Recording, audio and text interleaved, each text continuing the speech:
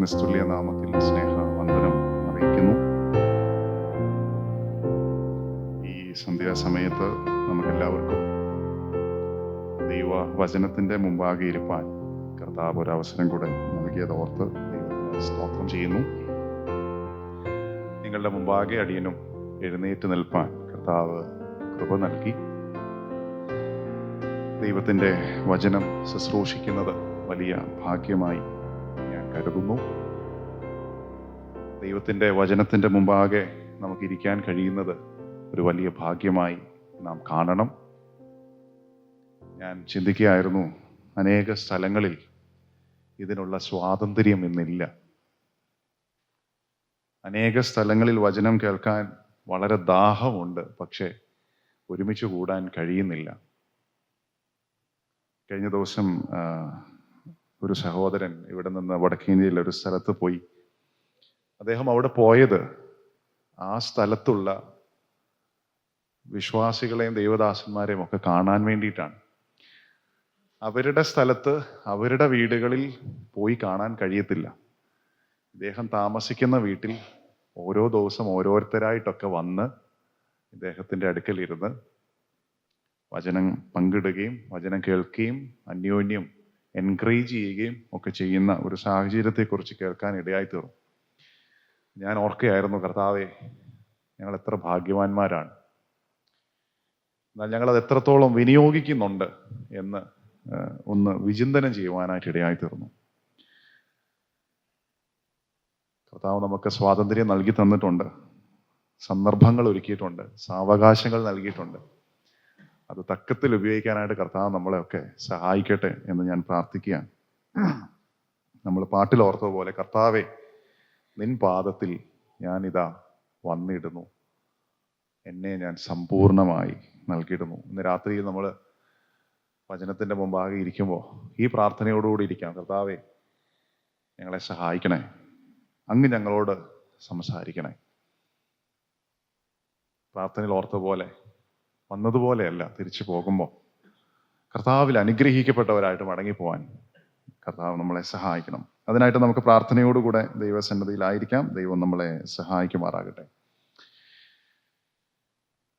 ഇത് ഞാൻ സംസാരിക്കാൻ ആഗ്രഹിക്കുന്നത് പരമാധികാരിയായ ദൈവം നമ്മുടെ ജീവിതത്തിൽ എങ്ങനെയൊക്കെയാണ് ഇടപെടുന്നത് എന്നുള്ളത് ഒന്ന് ചിന്തിക്കാൻ, ഒന്ന് വിചിന്തനം ചെയ്യാൻ മാത്രമാണ് ഞാൻ ആഗ്രഹിക്കുന്നത്. ഒരു വലിയ ഗഹനമായ പഠനം ഒന്നുമല്ല ഞാൻ ആഗ്രഹിക്കുന്നത്. പ്രിയ കർത്താവ് സമാപിച്ചതുപോലെ ഈ വർഷത്തിൻ്റെ അവസാന സമയത്ത് നിൽക്കുമ്പോൾ തിരിഞ്ഞു നോക്കുമ്പോൾ സർവത്തെയും സൃഷ്ടിച്ച് നിയന്ത്രിക്കുന്ന സർവാധികാരിയായ ദൈവം നമ്മുടെ ജീവിതത്തിലൊക്കെ എങ്ങനെയാണ് ഇടപെട്ടത്, ഈ ദൈവത്തോട് നമ്മൾ എങ്ങനെയാണ് പ്രതികരിച്ചത് എന്നൊക്കെ ഒന്ന് വിചിന്തനം ചെയ്യാൻ ഈ വചന കേൾവി സഹായകരമാകട്ടെ എന്ന് ഞാൻ പ്രാർത്ഥിക്കുകയാണ്. നമ്മുടെയൊക്കെ ജീവിതത്തിൽ അപ്രതീക്ഷിതമായ സംഭവങ്ങളൊക്കെ നടക്കാറുണ്ട്. അപ്രതീക്ഷിതമായ സ്ഥലങ്ങളിൽ ദൈവം നമ്മളെ എത്തിക്കാറുണ്ട്. അപ്രതീക്ഷിതമായ പദ്ധതികളൊക്കെ ദൈവം നമ്മുടെ ജീവിതത്തിൽ ചെയ്യാറുണ്ട്. എന്നാൽ പലപ്പോഴും അത് അപ്രതീക്ഷിതമെന്ന് നമുക്ക് തോന്നുന്നെങ്കിലും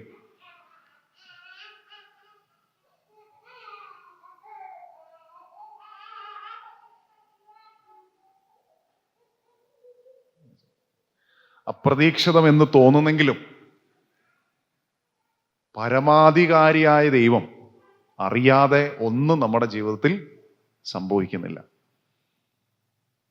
പലതും അപ്രതീക്ഷിതമായി നമ്മുടെ ജീവിതത്തിൽ സംഭവിക്കുന്നുണ്ട്. ആ സംഭവങ്ങളെയൊക്കെ ഓർത്ത് ഒരു പക്ഷേ നാം വ്യാകുലപ്പെടാറുണ്ട്. എന്നാൽ ദൈവം അറിയാതെ ഒന്നും സംഭവിക്കുന്നില്ല എന്നുള്ള സത്യം പലപ്പോഴും നമുക്ക് തിരിച്ചറിയാമെങ്കിലും അത് ഉൾക്കൊള്ളാൻ നമുക്ക് സാധിക്കുന്നില്ല. ഇതൊന്നുകൂടെ ഊട്ടി ഉറപ്പിക്കാനാണ് ഞാൻ ഇന്ന് ആഗ്രഹിക്കുന്നത്. ഈ അപ്രതീക്ഷിത സംഭവങ്ങളൊക്കെ പലപ്പോഴും നമ്മുടെ ജീവിതത്തെ നിരാശയിലേക്ക് നയിക്കാറുണ്ട്, നമ്മുടെ വിശ്വാസത്തെ ക്ഷീണിപ്പിക്കാറുണ്ട്. നമ്മൾ കർത്താവിൻ്റെ വേല ചെയ്യുന്നതിൽ ഒരു പക്ഷേ ഒരു ചൂട് പുറകോട്ട് വെക്കാൻ സാധ്യതയുണ്ട്. ഇങ്ങനെ പലതും നമ്മുടെ ജീവിതത്തിൽ സംഭവിക്കാനുള്ള സാധ്യതയുണ്ട്. എന്നാൽ ഇന്ന് രാത്രികാലം കർത്താവിനോട് ഒരു ചൂടും കൂടെ ഒന്ന് അടുക്കാൻ, കർത്താവിൻ്റെ വേലയിൽ ഒന്നും കൂടെ ഉത്സുകരാകുവാൻ, കർത്താവിലുള്ള വിശ്വാസം ഒന്നും കൂടെ ഒന്ന് വർദ്ധിക്കാൻ ഇടയാകട്ടെ എന്ന് ഞാൻ പ്രാർത്ഥിക്കുകയാണ്. നമ്മൾ ഈ ചിത്രകാരന്മാരെ ശ്രദ്ധിക്കുകയാണെങ്കിൽ അവർ ചിത്രം വരയ്ക്കുമ്പോൾ, ചിത്രം വരച്ചു തുടങ്ങുമ്പോൾ ആ ചിത്രത്തിൽ ഒന്ന് ശ്രദ്ധിച്ചാൽ നമുക്ക് ആ ചിത്രത്തെക്കുറിച്ച് ഒരു പിടിയും കിട്ടത്തില്ല. അതിൻ്റെ സൗന്ദര്യം ഒന്നും നമുക്ക് മനസ്സിലാക്കാൻ കഴിയത്തില്ല. ആ ചിത്രം വരച്ചുകൊണ്ടിരിക്കുമ്പോൾ ഒരു പക്ഷേ നാം ഒന്ന് നോക്കിയാൽ നമ്മൾ ചിലപ്പോൾ ചിന്തിച്ചേക്കാം, എടോ താങ്കൾ എന്താണ് ഈ വരയ്ക്കുന്നത്, താങ്കൾ എന്താണ് ഈ ചെയ്യുന്നത്?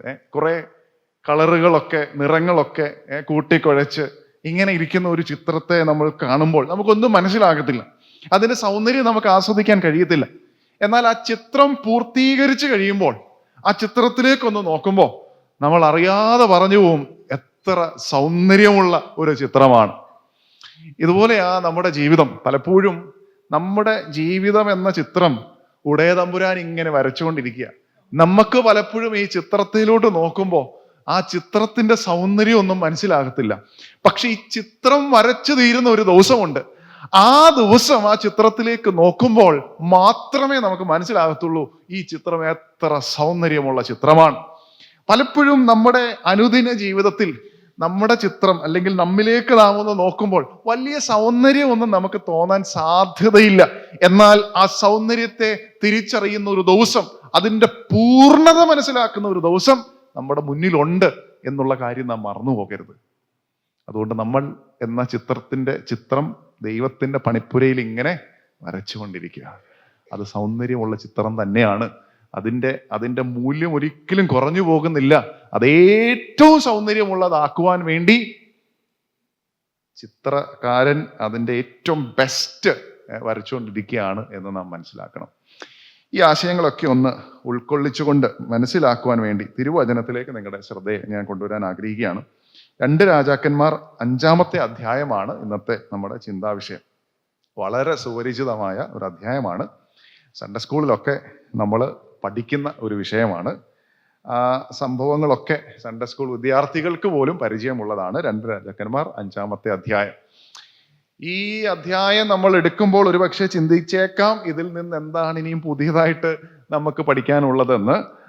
ഇന്ന് കർത്താവിന് നമ്മളോട് സംസാരിക്കാനുള്ളത് എന്താണ് എന്ന് ഈ അധ്യായത്തിലേക്ക് നോക്കി ആ കർത്താവിന്റെ ശബ്ദം കേൾക്കാനായിട്ട് നമുക്കൊന്ന് ശ്രദ്ധയോടെ ഇരിക്കാം.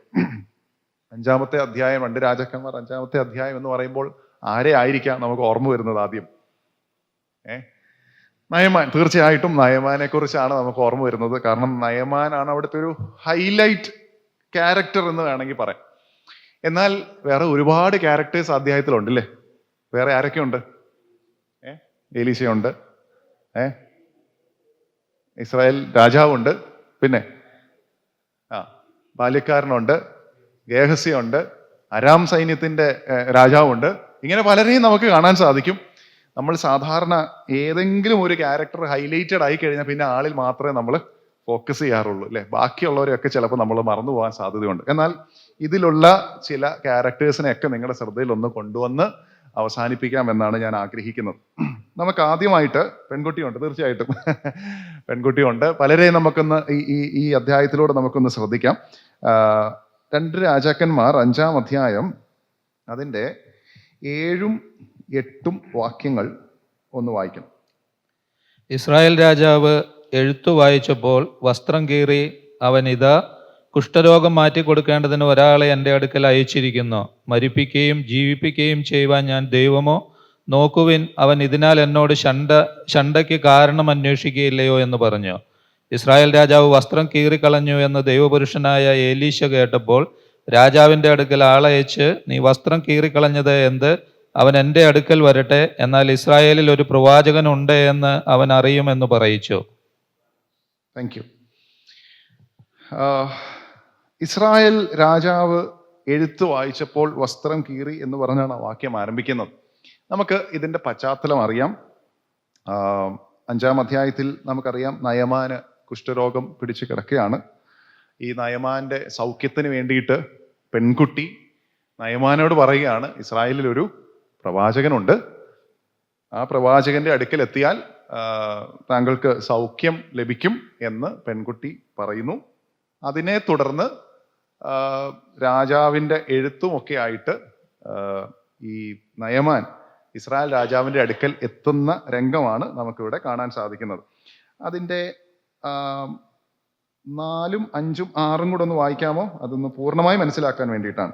അവൻ ചെന്ന് തന്റെ യജമാനനോട്, ഇസ്രായേൽ ദേശക്കാരത്തിയായ പെൺകുട്ടി ഇന്നിന്ന പ്രകാരം സംസാരിച്ചു എന്ന് ബോധിപ്പിച്ചു. നീ പോയി വരിക, ഞാൻ ഇസ്രായേൽ രാജാവിന് ഒരു എഴുത്ത് തരാമെന്ന് അരാം രാജാവ് പറഞ്ഞു. അങ്ങനെ അവൻ 10 താലന്ത് വെള്ളിയും 6000 ശേക്കൽ പൊന്നും 10 കൂട്ടം വസ്ത്രവും എടുത്തു പുറപ്പെട്ടു. അവൻ ഇസ്രായേൽ രാജാവിന്റെ അടുക്കൽ എഴുത്തും കൊണ്ട് ചെന്നു. അതിൽ, ഈ എഴുത്ത് കൊണ്ടുവരുന്ന എന്റെ ഭൃത്യൻ നയമാന്റെ കുഷ്ഠരോഗം നീ മാറ്റി കൊടുക്കേണ്ടതിന് ഞാൻ അവനെ നിന്റെ അടുക്കൽ അയച്ചിരിക്കുന്നു എന്ന് എഴുതിയിരുന്നു. അപ്പൊ കാര്യം മനസ്സിലായല്ലോ.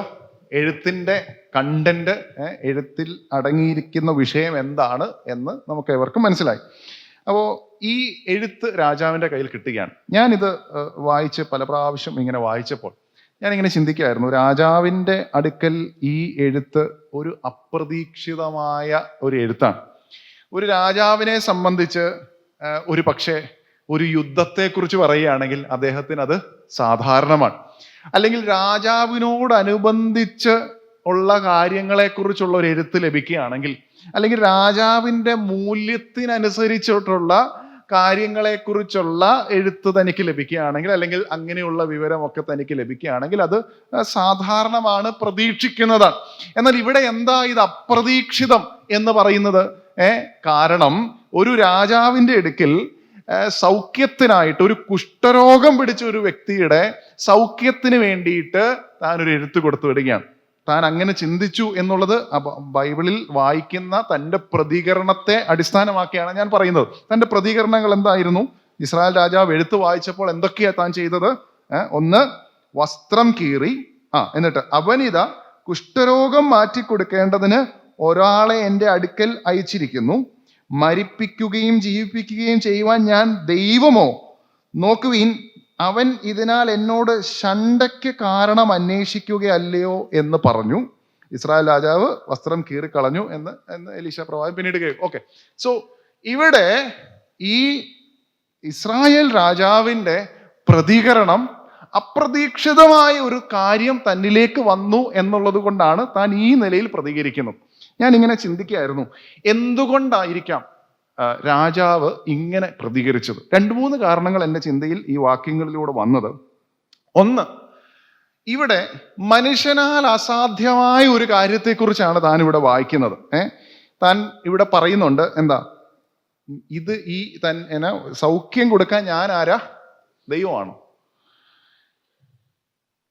എന്നെക്കൊണ്ട് ഒരിക്കലും സൗഖ്യം കൊടുക്കാൻ സാധിക്കത്തില്ല, ഇതെന്നെ കളിയാക്കുന്ന ഏർപ്പാടാണ് എന്നുള്ള ധ്വനിയാണ് ഇവിടെ രാജാവിൻ്റെ ഭാഗത്തു നിന്നുണ്ടാകുന്നത്. സോ ഒന്നാമത്, തൻ്റെ ഭാഷയിൽ നമുക്ക് മനസ്സിലാക്കാൻ സാധിക്കുന്നത് ഇത് ദൈവത്തിന് സാധിക്കുന്ന കാര്യമാണ്, പക്ഷെ എന്നെക്കൊണ്ട് ഇത് സാധിക്കത്തില്ല, ഇത് സൗഖ്യം കൊടുക്കാൻ ഞാൻ ആരാ? ദൈവമോ എന്നുള്ള ചോദ്യം നമുക്ക് അവിടെ കാണാനായിട്ട് സാധിക്കുന്നുണ്ട്.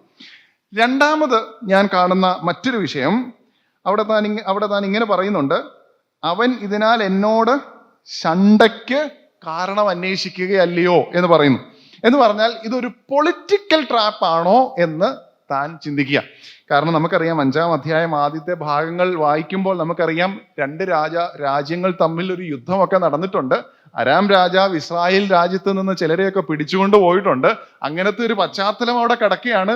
വീണ്ടും എന്നോട് വഴക്കിടാൻ, എന്നോട് യുദ്ധം ചെയ്യാൻ വരാനുള്ള ഒരു തന്ത്രമാണോ ഇത് എന്ന് താൻ ചിന്തിക്കുകയാണ്.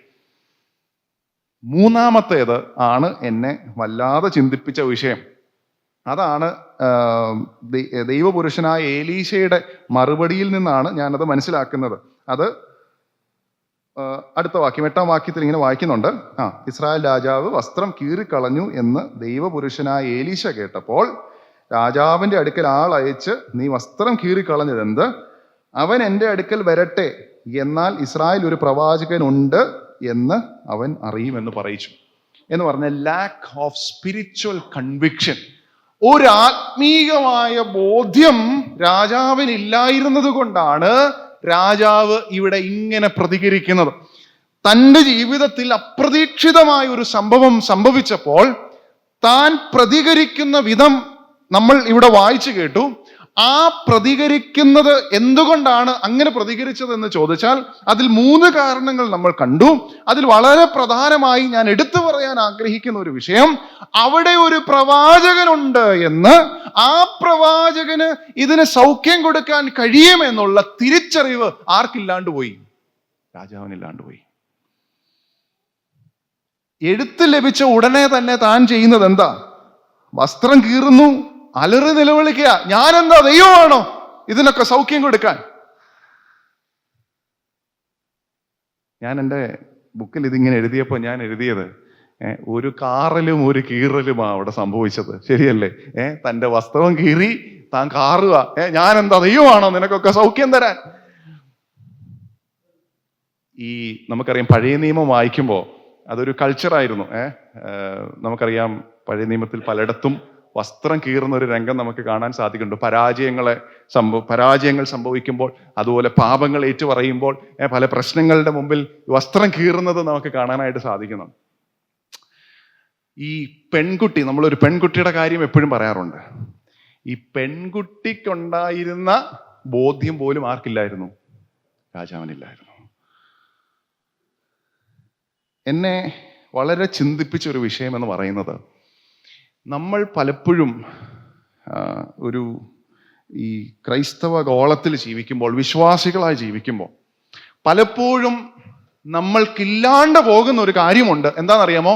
ഈ സ്പിരിച്വൽ കൺവിക്ഷൻ, ആത്മീകമായ ബോധ്യം പലപ്പോഴും നഷ്ടപ്പെട്ടു പോവുകയാണ്.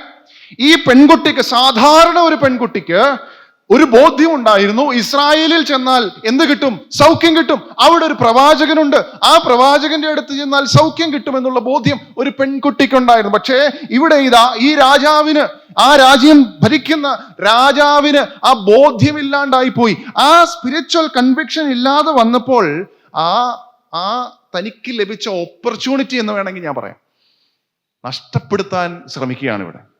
ആ അപ്രതീക്ഷിതമായ സംഭവം തന്നെ അസ്വസ്ഥനാക്കുകയാണ്. ആ സ്പിരിച്വൽ കൺവിക്ഷൻ ഇടയ്ക്കില്ലാത്തതുകൊണ്ട്, ആത്മീക ബോധ്യമില്ലാത്തതുകൊണ്ട് ഒരു അപ്രതീക്ഷിതമായ സംഭവം സംഭവിച്ചപ്പോൾ അത് തന്നെ അസ്വസ്ഥനാക്കി കളഞ്ഞു.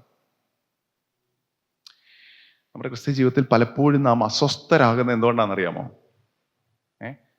ഈ സ്പിരിച്വൽ കൺവിക്ഷൻ പലപ്പോഴും നമുക്ക് നഷ്ടപ്പെട്ടു പോകുന്നു. ആത്മീകമായ ബോധ്യം, നമുക്ക് അറിവുണ്ട്, പക്ഷെ കൺവിക്ഷൻ ഇല്ല, ബോധ്യം പലപ്പോഴും സംഭവിക്കുന്നില്ല. നമുക്ക് തിരുവചനത്തിൽ ഉൽപ്പത്തി മുതൽ വെളിപ്പാട് വരെ ഒരു പക്ഷെ വളരെ കൃത്യമായി നമുക്കറിയാം, അറിവ് നമ്മളിലുണ്ട്, ഇൻഫോർമേഷൻ ഉണ്ട്. പക്ഷെ അത് നമ്മുടെ ഹൃദയത്തിലേക്ക് ഇറങ്ങി വന്ന് ആ ബോധ്യം നമ്മളെ ഭരിച്ച് അത് നമ്മുടെ ജീവിതത്തിൽ ഒരു മാനസാന്തരം ഉണ്ടാക്കാൻ, അത് നമ്മുടെ വിശ്വാസ ജീവിതത്തിൽ ഒരു ഉറപ്പ് നൽകാൻ, അത് നമുക്കൊരു ചുവടും കൂടെ മുന്നോട്ട് വെക്കാൻ, അത് കർത്താവിനെ സ്നേഹിക്കാൻ സാധിക്കത്തക്ക നിലയിൽ ഒരു ചുവട് മുന്നോട്ട് വെക്കാൻ പലപ്പോഴും നമുക്ക് കഴിയുന്നില്ല. എന്തുകൊണ്ടാ? സ്പിരിച്വൽ കൺവിക്ഷൻ, ആത്മീകമായ ബോധ്യം നമുക്ക് പലപ്പോഴും കുറവുള്ളതുകൊണ്ട്. ഈ സംഭവത്തിൽ എലീശ പ്രവാചകൻ എങ്ങനെയാ പ്രതികരിക്കുന്നത് ശ്രദ്ധിച്ചായിരുന്നോ? എന്ന് കേട്ടപ്പോൾ, എലീശ കേട്ടപ്പോൾ രാജാവിൻ്റെ അടുക്കൽ ആളയച്ച്, നീ വസ്ത്രം കീറി കളഞ്ഞ എന്ത്? അവൻ എൻ്റെ അടുക്കൽ വരട്ടെ, എന്നാൽ ഇസ്രായേൽ ഒരു പ്രവാചകൻ ഉണ്ട് എന്ന് അവൻ അറിയും എന്ന് പറയിച്ചു. എന്തൊരു കോൺഫിഡൻസാ! Let him know that there is a prophet. അവൻ അറിയട്ടെ ഇവിടെ ഒരു പ്രവാചകനുണ്ടെന്ന്. ഞാൻ മനസ്സിലാക്കിയായിരുന്നു, ഈ രാജാവിൻ്റെ മുമ്പിൽ ലഭിച്ച ഏറ്റവും വലിയ നല്ലൊരു അവസരമാണ്. ശത്രു സൈന്യത്തിൽ നിന്ന് രാജാവിൻ്റെ ഒരു എഴുത്താ വന്നിരിക്കുന്നത്. ഇനിയും രോഗി ആരാ? അവരുടെ സൈന്യത്തിൻ്റെ കമാൻഡറാണ്, ലീഡറാണ്, അദ്ദേഹത്തിന് ആ സൗഖ്യം വേണ്ടത്. ഈ ലെറ്ററിന് ഒരു ശരിയായ നിലയിലുള്ളൊരു പ്രതികരണം കൊടുത്തിരുന്നെങ്കിൽ അവരറിയാൻ പോകുന്നത് എന്താ? ഇവിടെ ഒരു പ്രവാചകനുണ്ട്. ആരുടെ പ്രവാചകൻ? ദൈവത്തിന്റെ പുരുഷൻ, സത്യദൈവത്തിന്റെ ഒരു പുരുഷൻ ഇവിടെ ഉണ്ട്. അവനിൽ കൂടെ ദൈവത്തിന്റെ പ്രവൃത്തി കാണിക്കാൻ പറ്റുന്ന നല്ലൊരവസരമാണ്. ഞാൻ ചിന്തിക്കായിരുന്നു, നമ്മുടെ മുമ്പിൽ ഇതുപോലെ എത്രയോ അവസരങ്ങൾ വരാറുണ്ടല്ലേ? ദൈവത്തെ ഒന്ന് കാണിച്ചു കൊടുക്കാൻ, ദൈവത്തെ ഒന്ന് അറിയിക്കാൻ എത്രയോ അവസരങ്ങൾ നമ്മുടെ മുമ്പിൽ വന്നിട്ടുണ്ട്. പക്ഷേ നമ്മളത് പലപ്പോഴും മിസ്സാക്കി കളഞ്ഞിട്ടില്ലേ? എത്ര ഓപ്പർച്യൂണിറ്റീസ് നമ്മൾ മിസ്സാക്കി കളഞ്ഞു. പല സംഭവങ്ങളും അപ്രതീക്ഷിതമാണ് എന്ന് നമ്മൾക്ക് തോന്നുന്നുവെങ്കിലും ആ അപ്രതീക്ഷിത സംഭവങ്ങളിൽ കർത്താവിനെ ഒന്ന് കാണിച്ചു കൊടുക്കാൻ ഞാൻ വിശ്വസിക്കുന്ന ഒരു ദൈവം ഉണ്ട് എന്ന് മറ്റുള്ളവരോട് പറയാൻ ഉള്ളൊരു അവസരം നമ്മൾ നഷ്ടമാക്കിയിട്ട് അവിടെ പലപ്പോഴും നമ്മളൊരു അസ്വസ്ഥത പ്രകടിപ്പിക്കുകയല്ലേ ചെയ്യുന്നത്. മറ്റുള്ളവർ അറിയട്ടെ യേശുവിനെ കുറിച്ച്, മറ്റുള്ളവർ അറിയട്ടെ ഞാൻ വിശ്വസിക്കുന്ന ദൈവത്തെക്കുറിച്ച്, മറ്റുള്ളവർ അറിയട്ടെ എൻ്റെ ജീവിതത്തിന്റെ പ്രശ്നങ്ങളിൽ മുകളിൽ അതിനെ ഭരിക്കുന്ന നിയന്ത്രിക്കുന്ന ഒരു ദൈവമുണ്ടെന്ന് മറ്റുള്ളവർ അറിയട്ടെ. അങ്ങനെ ഒരു സാക്ഷ്യമാകാൻ നമുക്ക് സാധിക്കുമോ? അപ്പോസ്തല പ്രവൃത്തിയിൽ 3-ാം അധ്യായത്തിൽ വളരെ മനോഹരമായ ഒരു ചിത്രം നമുക്ക് കാണാൻ സാധിക്കുന്നുണ്ട്. അവിടേക്ക് നമ്മുടെ ശ്രദ്ധയൊന്ന് കൊണ്ടുവരാം. 3-ാം അധ്യായം അതൊന്ന് വായിക്കാം. നമുക്ക് പരിചയമുള്ളതായെങ്കിലും അതിനോടനുബന്ധിച്ച് നമുക്കൊന്ന് വായിക്കാം. 3-ാം അധ്യായം 1 മുതൽ ഉള്ള വാക്യങ്ങൾ. ഒരിക്കൽ പത്രോസും യോഹന്നാനും 9-ാം മണി നേരം പ്രാർത്ഥനാ സമയത്ത് ദൈവാലയത്തിലേക്ക് ചെല്ലുമ്പോൾ അമ്മയുടെ ഗർഭം മുതൽ മുടന്തനായ ഒരാളെ ചിലർ ചുമന്നുകൊണ്ടുവന്നു. അവനെ ദൈവാലയത്തിൽ ചെല്ലുന്നവരോട് ഭിക്ഷ യാചിപ്പാൻ സുന്ദരം എന്ന ദൈവാലയ ഗോപുരത്തെങ്കിൽ ദിനംപ്രതി ഇരുത്തുമാറുണ്ട്. അവൻ പത്രോസും യോഹന്നാനും ദൈവാലയത്തിൽ കടപ്പാൻ പോകുന്നത് കണ്ടിട്ട് ഭിക്ഷ ചോദിച്ചു. പത്രോസ് യോഹന്നാനോടുകൂടെ അവനെ ഉറ്റുനോക്കി. ഞങ്ങളെ നോക്കൂ എന്ന് പറഞ്ഞു. അവൻ വല്ലതും കിട്ടുമെന്ന് കരുതി അവരെ സൂക്ഷിച്ചു നോക്കി. അപ്പോൾ പത്രോസ്, വെള്ളിയും പൊന്നും എനിക്കില്ല, എനിക്കുള്ളത് നിനക്ക് തരുന്നു. നസ്രായനായ യേശുക്രിസ്തുവിന്റെ നാമത്തിൽ നടക്ക എന്ന് പറഞ്ഞ് അവനെ വലം കൈക്ക് പിടിച്ച് എഴുന്നേൽപ്പിച്ചു. ക്ഷണത്തിൽ അവന്റെ കാലും നരിയാണിയും ഉറച്ച് അവൻ കുതിച്ചെഴുന്നേറ്റ് നടന്നും തുള്ളിയും ദൈവത്തെ പുകഴ്ത്തിയും കൊണ്ട് അവരോടുകൂടെ ദൈവാലയത്തിൽ കടന്നു. അവൻ നടക്കുന്നതും ദൈവത്തെ പുകഴ്ത്തുന്നതും ജനമൊക്കെയും കണ്ടു. ഇവൻ സുന്ദരം എന്ന ദൈവാലയ ഗോപുരത്തിങ്കൽ ഭിക്ഷയാചിച്ചുകൊണ്ടിരുന്നവനെന്ന് അറിഞ്ഞ് അവന് സംഭവിച്ചതിനെ കുറിച്ച് വിസ്മയവും പരിഭ്രമവും നിറഞ്ഞവരായി തീർന്നു. മതി, താങ്ക് യു. ഇതിന്റെ പശ്ചാത്തലം നമുക്കറിയാം, അതുകൊണ്ട് ഞാൻ വിവരിക്കുന്നില്ല. 4-ാം വാക്യം ഒന്ന് ശ്രദ്ധിച്ചേ. പത്രോസ് യോഹന്നാനോടുകൂടെ അവനെ ഉറ്റുനോക്കി. എന്നിട്ട് പറയുന്നത് എന്താ? ഞങ്ങളെ നോക്കൂ. അപ്പോ ആ ഭിക്ഷ യാചിക്കുന്നവൻ വല്ലതും കിട്ടുമെന്ന് കരുതി അവരെ സൂക്ഷിച്ചു നോക്കി. ആ സൂക്ഷിച്ചു നോക്കുന്നതിൻ്റെ ഉദ്ദേശത്തിന്റെ ഉത്തരവാണ് അടുത്തത് പത്രോസ് യോഹന്നാനും കൊടുക്കുന്നത്. എന്താ? അപ്പോൾ പത്രോസ്, വെള്ളിയും പൊന്നും എനിക്കില്ല, എനിക്കുള്ളത് നിനക്ക് തരുന്നു, നസ്രായനായ യേശു ക്രിസ്തുവിന്. ഈ പത്രോസും യോഹന്നാനും പറഞ്ഞ സ്റ്റേറ്റ്മെന്റ് ഉണ്ടല്ലോ, ഞങ്ങളെ നോക്ക്. നോക്കുമ്പോ വെള്ളിയും പൊന്നും ഒന്നും ഞങ്ങളുടെ കയ്യിൽ ഇല്ല, പക്ഷെ ഞങ്ങൾക്ക് ആരെ തരാൻ സാധിക്കും? നസ്രായനായ യേശുവിനെ തരുവാനായിട്ട് സാധിക്കും. അങ്ങനെ യേശുവിന്റെ നാമത്തിൽ ഒരു സൗഖ്യം അവിടെ കൊടുക്കുക. ഞാൻ ഇങ്ങനെ ചിന്തിക്കുമായിരുന്നു, ഈ ഒരു സ്റ്റേറ്റ്മെന്റ് നമുക്ക് നമ്മുടെ സമൂഹത്തിൽ നിന്നുകൊണ്ട് ഒന്ന് പറയാൻ പറ്റുമോ? ലുക്ക് അറ്റ് us, ഞങ്ങളെ നോക്ക്. വെള്ളിയും പൊന്നും ഒന്നും എനിക്കില്ല, പക്ഷെ ഞങ്ങൾക്ക് ആരുണ്ട്? കർത്താവുണ്ട്. എന്നിട്ട് ഈ കർത്താവിനെ അങ്ങോട്ട് കൊടുക്കാൻ നമുക്ക് സാധിക്കുമോ? ഇവിടെ നസ്രായനായ യേശു ക്രിസ്തുവിന്റെ നാമത്തിൽ നടക്കുക എന്ന് പറഞ്ഞ് അവനെ എഴുന്നേൽപ്പിച്ചു. ക്ഷണത്തിൽ അവന്റെ കാലും നരിയാണിയും ഉറച്ചവൻ കുതിച്ചെഴുന്നേറ്റു. നടന്നും തുള്ളിയും ദൈവത്തെ പുകഴ്ത്തിയും പോകുന്ന ഒരു വലിയ വർഷിപ്പിന്റെ രംഗമാണ് നമുക്കവിടെ കാണാൻ സാധിക്കുന്നത്. ഭിക്ഷയാചിച്ചിരുന്നവൻ, ഹെൽപ്ലെസ് ആയിട്ട് നിസ്സഹായനായിട്ടിരുന്നവൻ അവിടെ ചെന്ന് പത്രോസ് യോഹന്നാനും പറയുന്നത്, ഞങ്ങളെ നോക്ക്, ഞങ്ങൾക്കുള്ളത് യേശു ക്രിസ്തുവാണ്, യേശു ക്രിസ്തുവിന്റെ നാമത്തിൽ നിങ്ങൾക്കും സൗഖ്യമുണ്ട് എന്ന് പറഞ്ഞ് ആ സൗഖ്യം ഏറ്റെടുത്തുകൊണ്ട് അവിടെ ഒരു വലിയ ദൈവത്തെ സ്തുതിക്കുന്ന, സന്തോഷിക്കുന്ന ഒരു രംഗമാണ്. ഞാൻ ഇങ്ങനെ ചിന്തിക്കുന്നത്, കർത്താവെ, ഞങ്ങളുടെ ജീവിതത്തിലൂടെ കർത്താവിനെ ഒന്ന് കാണിച്ചു കൊടുത്തിട്ട് അത് സമൂഹത്തിലേക്ക് ആ കർത്താവിൻ്റെ ആ മധുരം ഒന്ന് പകർന്നു കൊടുക്കാൻ ഞങ്ങൾക്ക് കഴിഞ്ഞിരുന്നെങ്കിൽ എത്ര നന്നായി. പ്രവാചകൻ പറയാ, വരട്ടെ, കാണട്ടെ. ഇത് നമ്മുടെ ഒരു വലിയ സാക്ഷ്യമാകട്ടോ.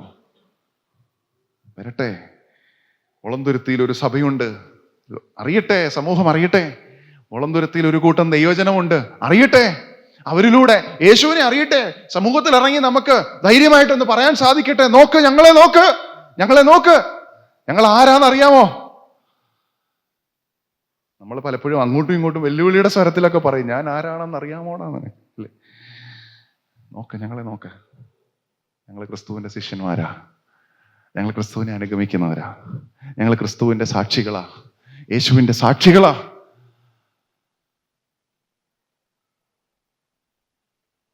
അത് നമ്മളെ നോക്കുമ്പോൾ യേശുവിനെ കാണാൻ അവർക്ക് സാധിക്കണം. നമ്മളെ നോക്കുമ്പോൾ യേശുവിനെ അറിയാനായിട്ട് അവർക്ക് സാധിക്കണം. അപ്പോഴാണ് സമൂഹത്തിൽ സൗഖ്യമുണ്ടാകുന്നത്, ആൾക്കാർക്ക് മാനസാന്തരം ഉണ്ടാകുന്നത്. നമ്മൾക്ക് വേറെ എന്ത് കൊടുത്താലും ഒരു സൗഖ്യം നമുക്ക് കൊടുക്കാൻ സാധിക്കത്തില്ല. യേശുവിനെ കൊടുക്കാൻ നമുക്ക് സാധിക്കണം. യേശുവിനെ നമ്മളിലൂടെ മറ്റുള്ളവർ അറിയാനായിട്ട് സാധിക്കണം. ഇവിടെ ഈ അപ്രതീക്ഷിതമായ സംഭവം രാജാവ് മിസ്യൂസ് ചെയ്യുക. തൻ്റെ പ്രതികരണത്തിൽ താൻ അസ്വസ്ഥനാകുന്നു. പക്ഷേ അവിടെ എലീശ പ്രവാചകൻ ഇന്റർഫിയർ ചെയ്യുന്നതായിട്ട് നമുക്ക് കാണാനായിട്ട് സാധിക്കുന്നുണ്ട്. സോ ഇത്രയും പറഞ്ഞ് ഞാൻ ആ രംഗം വിടാൻ ആഗ്രഹിക്കുകയാണ്. നമ്മുടെ ജീവിതത്തിൽ ഇതുപോലെ അപ്രതീക്ഷിതമായ പല സംഭവങ്ങൾ നടക്കാറുണ്ട്. ഒരുപക്ഷെ രോഗമായിരിക്കാം, ഒരുപക്ഷെ സാമ്പത്തിക പ്രതിസന്ധി ആയിരിക്കാം, ഒരുപക്ഷെ മറ്റു ചില മാനസിക പ്രശ്നങ്ങളായിരിക്കാം. ഇങ്ങനെയുള്ള സംഭവങ്ങൾ വരുമ്പോൾ നമ്മുടെ പ്രതികരണങ്ങൾ എന്താ? ഞാൻ കഴിഞ്ഞ ദിവസം ഒരു സഹോദരനുമായിട്ട് സംസാരിക്കുകയായിരുന്നു. അദ്ദേഹം മറ്റൊരു സ്വഭാവവിഭാഗമാണ്, പക്ഷെ വളരെ നല്ല ഒരു സുവിശേഷ സ്നേഹിയാണ്. വളരെ മാരകമായ ഒരു രോഗം പിടിപെട്ട് താൻ വെല്ലൂർ ഹോസ്പിറ്റലിൽ പോകേണ്ടതായിട്ട് വന്നു. അവിടെ ചില നാളുകൾ കഴിയേണ്ടതായിട്ട് വന്നു. അങ്ങനെ ഏറെ നാളുകൾക്ക് ശേഷം തിരിച്ച് താൻ കോയമ്പത്തൂർ വന്നപ്പോൾ ഞാൻ അദ്ദേഹവുമായിട്ട് സംസാരിച്ചു. വളരെ പ്രത്യാശയോടെ കാണാം അദ്ദേഹം സംസാരിക്കുന്നത്.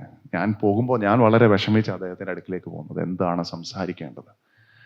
അദ്ദേഹം പറഞ്ഞൊരു കാര്യം, കർത്താവ് എനിക്ക് രോഗം തന്നതിനായി സ്തോത്രം, ദൈവം എന്നെ വെല്ലൂർ അയച്ചതിനായി സ്തോത്രം, വെല്ലൂരിൽ ഇത്രയും നാൾ എനിക്ക് കിടക്കാൻ കഴിഞ്ഞതിനായി സ്തോത്രം.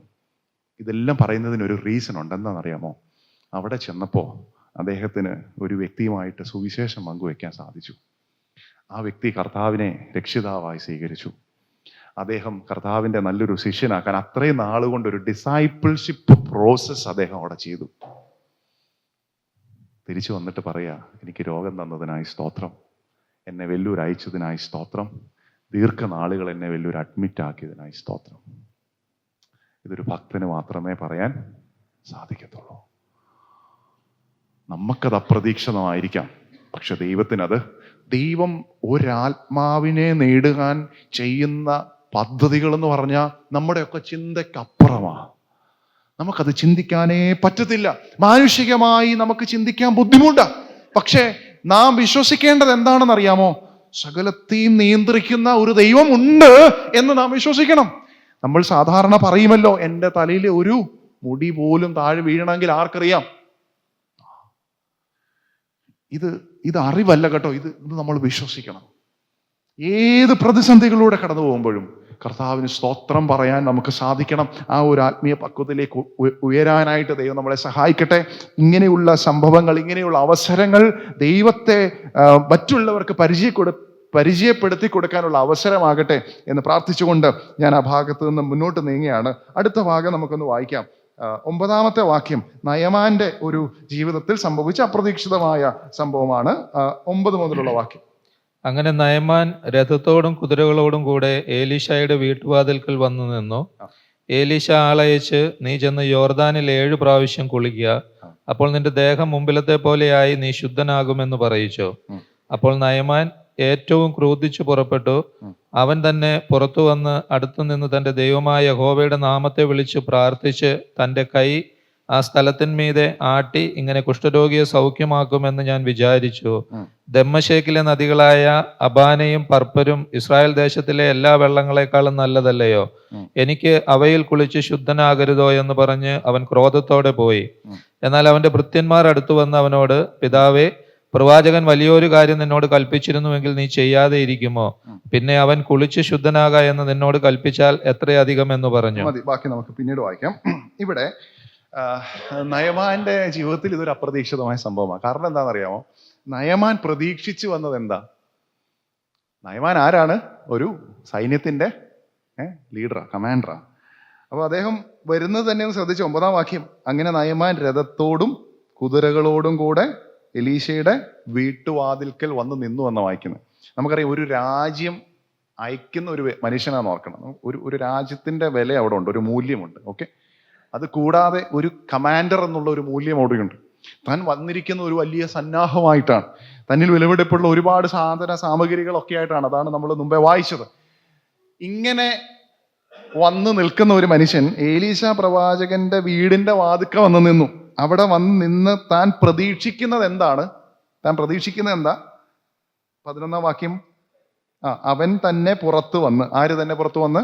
ഏലീശ തന്നെ പുറത്തു വന്ന് അടുത്ത് നിന്ന് തൻ്റെ ദൈവമായ യഹോവയുടെ നാമത്തെ വിളിച്ച് പ്രാർത്ഥിച്ച് തൻ്റെ കൈ ആ സ്ഥലത്തിന് മീതെ ആട്ടി ഇങ്ങനെ കുഷ്ഠരോഗി സൗഖ്യമാക്കുമെന്ന് ഞാൻ വിചാരിച്ചു. അപ്പോ തൻ്റെ വിചാരം എന്താ? ഏലീശ ഇറങ്ങി വന്ന് താൻ വലിയ മനുഷ്യനാ, വീട്ടുവാതിക്കെ വന്ന് നിൽക്കുക, ഇപ്പം പ്രവാചകൻ ഇറങ്ങി വരും, ഇപ്പം സൗഖ്യമാക്കും, നമ്മുടെ ഭാഷയെ പറഞ്ഞ ഇപ്പം വലിയ രോഗശാന്തി ശുശ്രൂഷയൊക്കെ ഇപ്പൊ ഇവിടെ നടക്കാൻ പോവാ. അവിടെ എന്താ എഴുതിയേക്കുന്ന? കൈയൊക്കെ ആട്ടി ഈ സ്ഥലത്തിന് മീതെ ആട്ടി കുഷ്ഠരോഗി സൗഖ്യമാക്കും എന്നൊക്കെയാണ് താൻ വിചാരിച്ചത്. പക്ഷെ അതൊന്നും സംഭവിച്ചില്ല. ആരാ ഇറങ്ങി വരുന്നേ?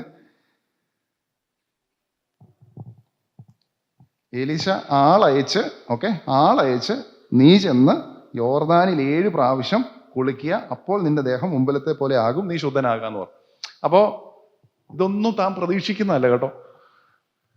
ഏലീശയുടെ കൂടുള്ള ആളാണ്, അല്ലെങ്കിൽ ബാല്യക്കാരനാണ് ഇറങ്ങി വരുന്നത്. താൻ പറയുന്ന സൊല്യൂഷൻ എന്താ? യോർദാൻ നദിയിൽ പോയി മുങ്ങണം. താൻ എന്താ പ്രതീക്ഷിച്ചത്? ഇപ്പൊ ഏലീശ വന്ന് തലയിലൊക്കെ കൈവച്ച് പ്രാർത്ഥിക്കുമെന്ന്. അപ്പം 3 കാര്യങ്ങളെ ഞാൻ അവിടെ മനസ്സിലാക്കി. ഒന്ന്, ഒരു ഡ്രാമാറ്റിക് ആയിട്ടുള്ള ഒരു പരിപാടിയാണ് ഏലീശ അവിടെ പ്രതീക്ഷിക്കുന്നത്. ഇപ്പോൾ എല്ലാ സന്നാഹങ്ങളൊക്കെ ഇറങ്ങി വന്ന് എനിക്ക് വേണ്ടി പ്രാർത്ഥിക്കും, എനിക്ക് സൗഖ്യമാകും എന്നാണ് താൻ പ്രതീക്ഷിക്കുന്നത്. 2, അത്രയും സിമ്പിളായിട്ടുള്ള ഒരു പരിപാടിയൊന്നും അല്ല താൻ പ്രതീക്ഷിച്ചത്. യോർദാൻ നദി പോയി മുങ്ങണം എന്ന് പറയുന്നത് ഒരിക്കലും ഇത്രയും പൊസിഷനിൽ നിൽക്കുന്ന ഒരു മനുഷ്യന് പ്രതീക്ഷിക്കാൻ പറ്റുന്ന ഒരു കാര്യമേ അല്ല.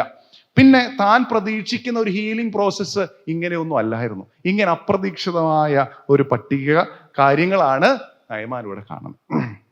ഞാൻ എന്നെ ഈ ചിത്രത്തിൽ ഒന്ന് കൊണ്ടുവരാനായിട്ട് ശ്രമിച്ചു.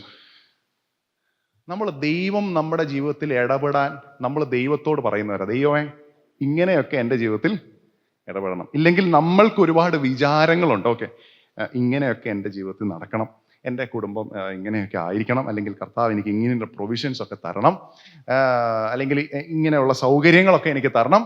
ഇങ്ങനെ പല ചിന്തകൾ, പല വിചാരങ്ങൾ നമുക്കുണ്ട്.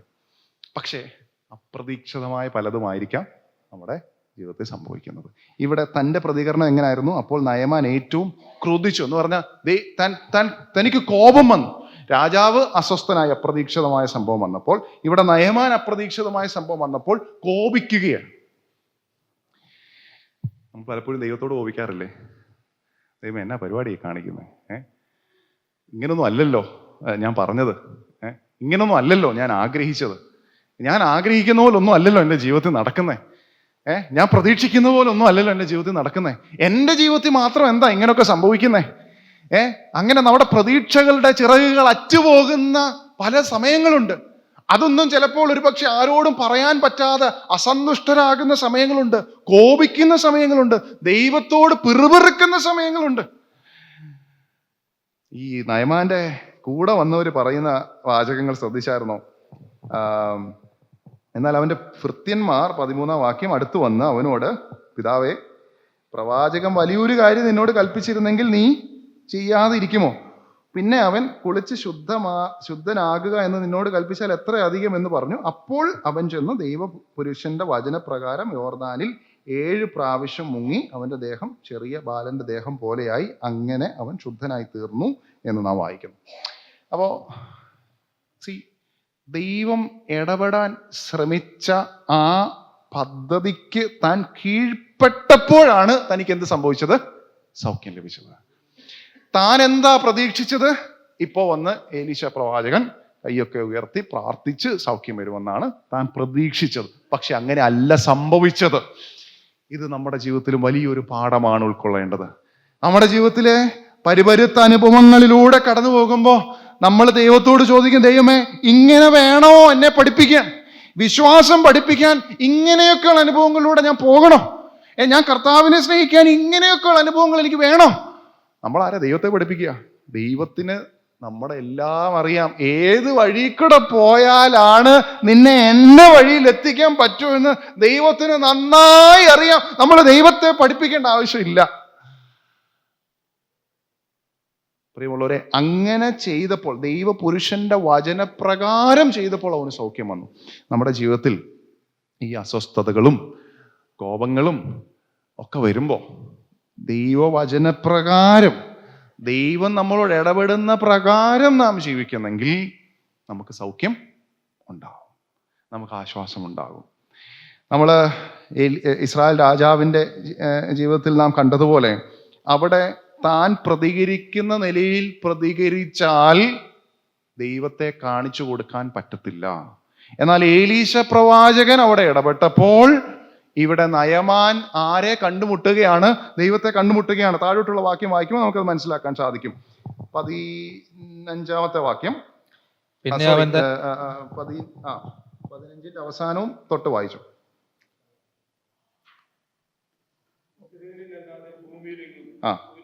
ഒരു ദൈവമില്ല എന്ന് ഞാൻ ഇപ്പോൾ അറിയുന്നു. ഒന്ന് വെയിറ്റ് ചെയ്യണേ. ഇത് ഇസ്രായേൽ രാജാവ് ഇടപെട്ടപ്പോഴാണോ ഏലീശ പ്രവാചകൻ ഇടപെട്ടപ്പോഴാണോ നയമാൻ അറിഞ്ഞത്? ഏലീശ പ്രവാചകൻ ഇടപെട്ടപ്പോഴാണ്. ഇത് ഇസ്രായേൽ രാജാവിനും ചെയ്യാമായിരുന്നു, പക്ഷേ ഇസ്രായേൽ രാജാവ് ഓപ്പർച്യൂണിറ്റി മിസ് ചെയ്തു. ദൈവത്തിന്റെ വേല നടന്നുകൊണ്ടേയിരിക്കും, ദൈവത്തിന്റെ പദ്ധതികൾ നടന്നുകൊണ്ടേയിരിക്കും. ഞാൻ ചെയ്തില്ലെങ്കിൽ വേറൊരാളിനെ കൊണ്ട് ദൈവം ചെയ്യിപ്പിക്കും. ഞാൻ അതിന് പങ്കുകാരനായാൽ ആ ഭാഗ്യം നമുക്കുണ്ടെന്ന് പറഞ്ഞാൽ അതിനുള്ള റിവാർഡ് നമുക്കുണ്ട്. ഞാൻ മിസ് ചെയ്താൽ അത് ദൈവം മറ്റൊരാളിനെ ഏൽപ്പിക്കും.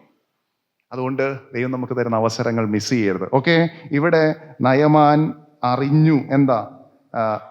ഇസ്രായേലിലല്ലാതെ ഭൂമിയിൽ എങ്ങും ഒരു ദൈവമില്ല എന്ന് ഞാൻ ഇപ്പോൾ അറിയുന്നു.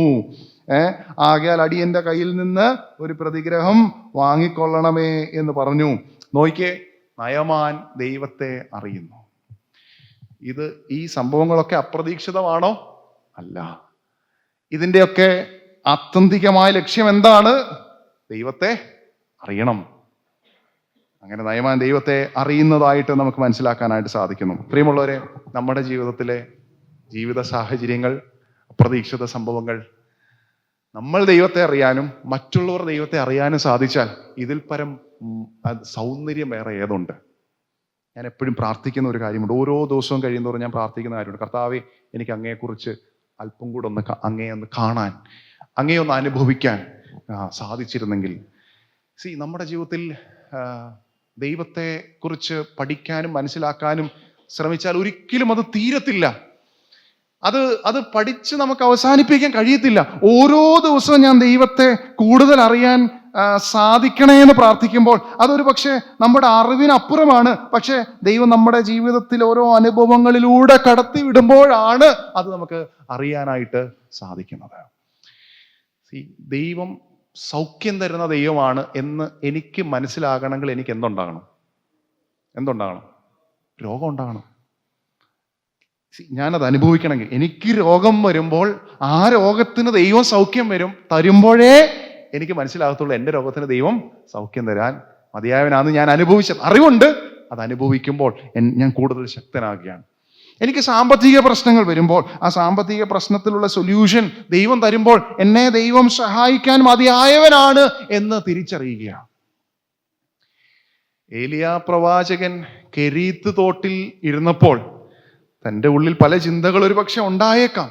പക്ഷേ കെരീത്ത് തോട്ടിലും കരുതുന്ന ഒരു ദൈവമാണെന്ന് ഏലിയാ പ്രവാചകന് മനസ്സിലായത് ദൈവം തന്നെ അങ്ങനെ ഒരു അവസ്ഥയിലൂടെ കടത്തിവിട്ടത് കൊണ്ടാണ്. ഇന്ന് നമ്മളത് ഏറ്റുപറയുന്നത് ദൈവം അവിടെയും അങ്ങനെയുള്ള അനുഭവങ്ങളിലും കരുതാൻ മതിയായവനാണെന്ന് പറയുന്നത് ആ അനുഭവങ്ങളിലൂടെ കടത്തിവിടുന്നത് കൊണ്ടാണ്. അത് അപ്രതീക്ഷിതമായ സംഭവമാണെന്ന് വിചാരിക്കരുതേ. ഒരു പക്ഷേ പട്ടിണി ആയിരിക്കാം, പക്ഷേ പട്ടിണിയിലും പ്രൊവൈഡ് ചെയ്യാൻ കഴിയുന്ന ഒരു ദൈവമുണ്ട് എന്ന് നമുക്ക് വിശ്വസിക്കാനായിട്ട് ദൈവം നമ്മളെ പഠിപ്പിക്കുകയാണ്. നിങ്ങൾക്കറിയാം, ഞങ്ങൾ കോയമ്പത്തൂരിലൊരു ഡിസൈപ്പിൾഷിപ്പ് സെൻറ്റർ നടത്തുന്നുണ്ട്. 2019 ഞങ്ങളുടെ ആൺകുട്ടികളെ താമസിപ്പിക്കുന്ന ബിൽഡിംഗ് പെട്ടെന്ന് മാറണമെന്നൊരു ഷോർട്ട് നോട്ടീസ് വന്നു. അന്ന് ഏതാണ്ട് 10-40 കുട്ടികൾ അവിടെയുണ്ട്. ഞാൻ കർത്താവിനോട് പ്രാർത്ഥിച്ചു, കർത്താവേ, ഞാൻ ഇവരെയും കൊണ്ട് എങ്ങോട്ടാണ് പോകുന്നത്? പെട്ടെന്ന് മാറണം എന്നുള്ളതാണ് നോട്ടീസ്. കർത്താവിനോട് പല പരാതികൾ പറഞ്ഞു. എനിക്കത് വളരെ അപ്രതീക്ഷിതമാണ്. കാരണം ഞങ്ങൾ ആ ബിൽഡിങ്ങിൽ ഒരുപാട് കാര്യങ്ങൾ ചെയ്തിട്ടുണ്ട്. പെട്ടെന്ന് ഒരു ബിൽഡിങ്ങിലേക്ക് മാറുക എന്ന് പറഞ്ഞാൽ ഒരിക്കലും ചിന്തിക്കാൻ പറ്റാത്ത കാര്യമാണ്. പ്രത്യേകിച്ച് വിദ്യാർത്ഥികളെ താമസിപ്പിക്കാൻ ആരും ബിൽഡിങ് തരാറില്ല. ഞാൻ ഓണേഴ്സിനോടൊക്കെ സംസാരിക്കുമ്പോൾ ഞങ്ങൾ ഇതൊരു പ്രാർത്ഥനയൊക്കെ നടത്തുന്ന സ്ഥലമാണെന്ന് പറയാറുണ്ട്. അങ്ങനെ അവിടെ പ്രാർത്ഥനയ്ക്കുള്ള സ്ഥലങ്ങൾ ലഭ്യമാകാനുള്ള സാധ്യത കുറവാണ്. ഇങ്ങനെയുള്ള പല പ്രതിസന്ധികളുണ്ട്. ഞാൻ കർത്താവിനോട് പറഞ്ഞു, കർത്താവ് ഇത് മാനേജ് ചെയ്യാൻ ബുദ്ധിമുട്ടാണ്, നമ്മുടെ വിശ്വാസം ചോർന്നു പോകുന്ന ഒരു സാഹചര്യമാണ്. എങ്കിലും ഞങ്ങൾ കുടുംബമായിട്ടിരുന്ന് പ്രാർത്ഥിച്ചുകൊണ്ടിരുന്നത്, കർത്താവ് ഇതിനൊരു സൊല്യൂഷൻ വേണം. ആരാണ് പെട്ടെന്ന് ഒരു ബിൽഡിംഗ് തരാനായിട്ട് പോകുന്നത്? ഞങ്ങൾ ഒരുപാട് അന്വേഷിച്ചു. ചില നാളുകൾക്ക് ശേഷം അവിടെ പുതിയതായി ഒരു ബിൽഡിംഗ് പണിതുകൊണ്ടിരുന്ന ആ ബിൽഡിങ്, അതായത് ഇപ്പോൾ ഞങ്ങളുടെ ആൺകുട്ടികൾ താമസിക്കുന്ന ബിൽഡിങ് ലഭിക്കാനായിട്ട് ഇടയായി തീർന്നു. അതും വളരെ അപ്രതീക്ഷിതമായിട്ടാണ് ലഭിച്ചത്. ബിൽഡിങ്ങിൽ നിന്ന് മാറാൻ പറഞ്ഞത് അപ്രതീക്ഷിതമാണ്, പുതിയൊരു ബിൽഡിങ് കിട്ടുന്നത് അപ്രതീക്ഷിതമാണ്. അത് ഞങ്ങൾക്ക് മാനേജ് ചെയ്യാൻ വളരെ പ്രയാസമാണ് ആ സമയത്ത്. പക്ഷെ വിശ്വാസത്തോടെ ഞങ്ങളത് കാൽ ചൂട് വെച്ചു, അത് എടുക്കാനായിട്ട് തീരുമാനിച്ചു. അതിലൊക്കെ പല പ്രതിസന്ധികളുണ്ടായിരുന്നു, എങ്കിലും അങ്ങനെ ഒരു തീരുമാനമെടുത്തു. 2019 അവസാനമായപ്പോഴത്തേന് ഞങ്ങൾ ആ ബിൽഡിങ്ങിലേക്ക് മൂവ് ചെയ്തു.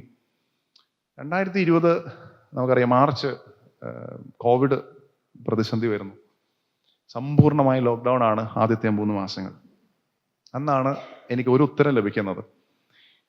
ഈ 10-40 പേരെയും കൊണ്ട് പഴയ ബിൽഡിങ്ങിലായിരുന്നെങ്കിൽ ഞങ്ങൾക്ക് ഒരിക്കലും അവിടെ സർവൈവ് ചെയ്യാൻ പറ്റത്തില്ലായിരുന്നു.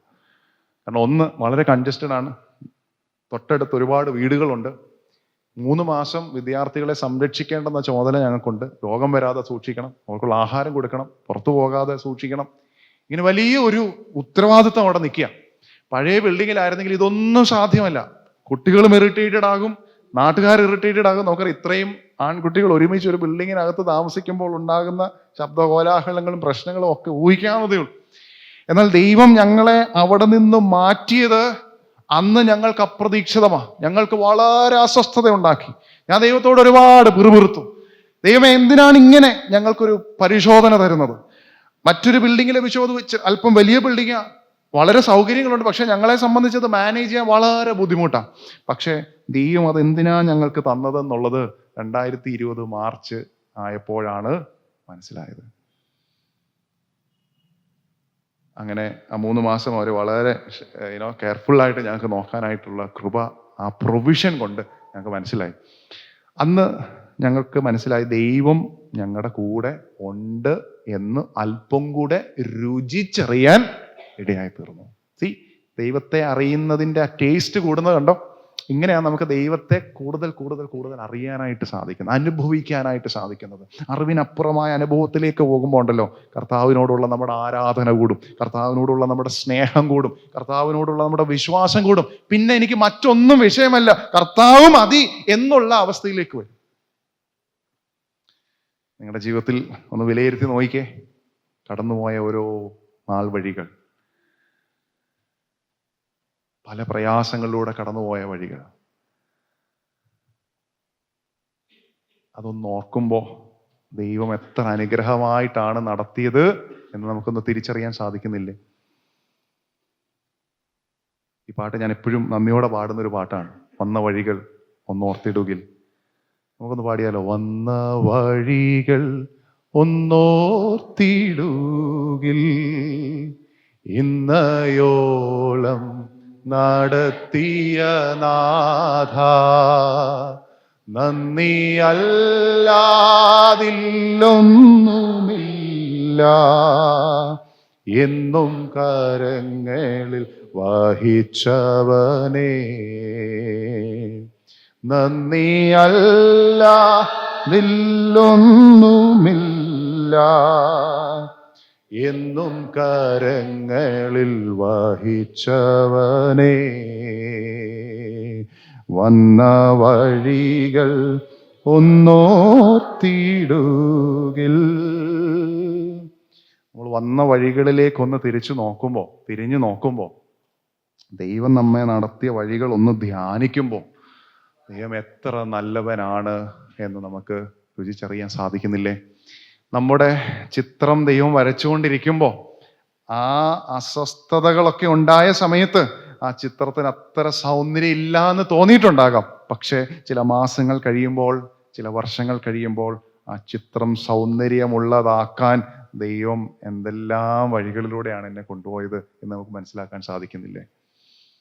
ദൈവം പരമാധികാരിയായ ദൈവമാണ്, സർവശക്തനായ ദൈവമാണ്, സർവജ്ഞാനിയായ ദൈവമാണ്, സർവവ്യാപിയായ ദൈവമാണ്.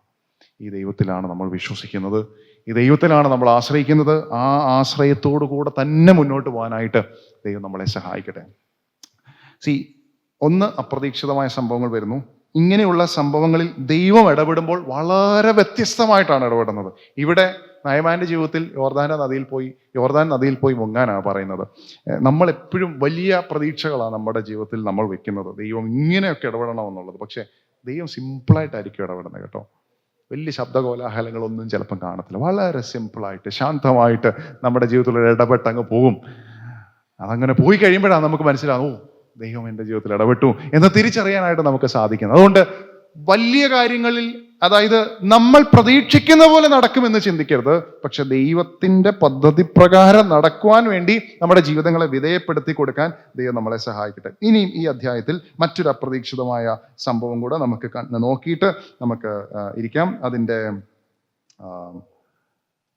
16 വാക്യം മുതലൊന്ന് വായിക്കാമോ? അതിന് അവൻ, ഞാൻ സേവിച്ചു നിൽക്കുന്ന യഹോവയാണ്, ഞാൻ ഒന്നും കൈക്കൊള്ളുകയില്ല എന്ന് പറഞ്ഞു. കൈക്കൊള്ളുവാൻ അവനെ നിർബന്ധിച്ചിട്ടും അവൻ വാങ്ങിയില്ല. അപ്പോൾ നയമാൻ, എന്നാൽ 2 കോവർ കഴുതച്ചുമട് മണ്ണ് അടിയന് തരുവിക്കണമേ. അടിയൻ ഇനി യഹോവയ്ക്കല്ലാതെ അന്യദൈവങ്ങൾക്ക് ഹോമയാഗവും ഹന്യയാഗവും കഴിക്കുകയില്ല. ഒരു കാര്യത്തിൽ മാത്രം യഹോവ അടിയനോട് ക്ഷമിക്കുമാറാകട്ടെ. എൻ്റെ യജമാനൻ നമസ്കരിപ്പാൻ റിമ്മോന്റെ ക്ഷേത്രത്തിൽ ചെന്ന് എൻ്റെ കൈത്താങ്ങളോടെ കുമ്പിടുമ്പോൾ ഞാനും റിമ്മോന്റെ ക്ഷേത്രത്തിൽ നമസ്കരിച്ചു പോകുന്ന ഈ കാര്യത്തിൽ യഹോവ അടിയനോട് ക്ഷമിക്കുമാറാകട്ടെ. അവൻ അവനോട് സമാധാനത്തോടെ പോക എന്ന് പറഞ്ഞു. അവൻ അവനെ വിട്ട് കുറെ ദൂരം പോയ ശേഷം ദൈവപുരുഷനായ ഏലീശായുടെ ബാല്യക്കാരൻ ഗേഹസി അരാമ്യൻ നയമാൻ കൊണ്ടുവന്നത് എൻ്റെ യജമാനൻ അവന്റെ കയ്യിൽ നിന്ന് വാങ്ങാതെ വിട്ടുകളഞ്ഞുവല്ലോ. യഹോവയാണ്, ഞാൻ അവന്റെ പിന്നാലെ ഓടിച്ചെന്ന് അവനോട് അല്പമെങ്കിലും വാങ്ങുമെന്ന് പറഞ്ഞു. ഒന്ന് നിർത്തണേ. ഇവിടെ ഗേഹസിക്ക് അപ്രതീക്ഷിതമായ ചില കാര്യങ്ങളൊക്കെ ഉണ്ടാകുകയാണ്. നയമാൻ വന്ന് താൻ സൗഖ്യമായി, വലിയ ഗിഫ്റ്റൊക്കെയാണ് എന്താ പറയുക, എലീശ പ്രവാചകന് കൊടുക്കാനായിട്ട് ശ്രമിച്ചത്. പക്ഷെ എലീശ പ്രവാചകൻ വളരെ സ്നേഹത്തോടെ അത് നിരസിച്ചു. ഇത് എല്ലാം കണ്ടുകൊണ്ടിരുന്ന ഗേഹസിയുടെ പ്രതികരണം നമുക്കൊന്ന് ശ്രദ്ധിക്കാം.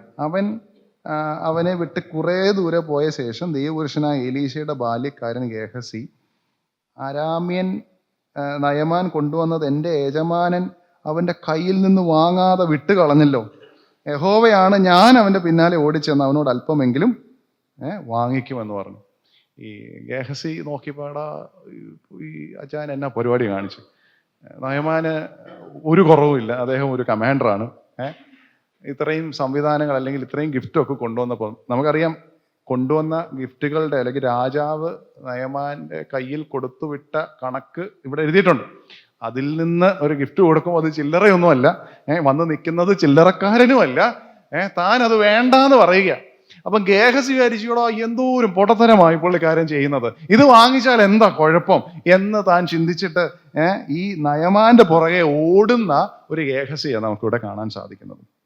ആ ഗേഹസിയുടെ ജീവിതത്തിൽ ഒരു അപ്രതീക്ഷിതമായ ജഡ്ജ്മെന്റ്, ന്യായവിധി ഉണ്ടാകുന്നതാണ് പിന്നീട് അങ്ങോട്ട് നമുക്ക് വായിക്കാനായിട്ട് സാധിക്കുന്നത്. അതൊന്ന് വായിക്കാം, താഴോട്ടൊന്ന് വായിക്കാമോ?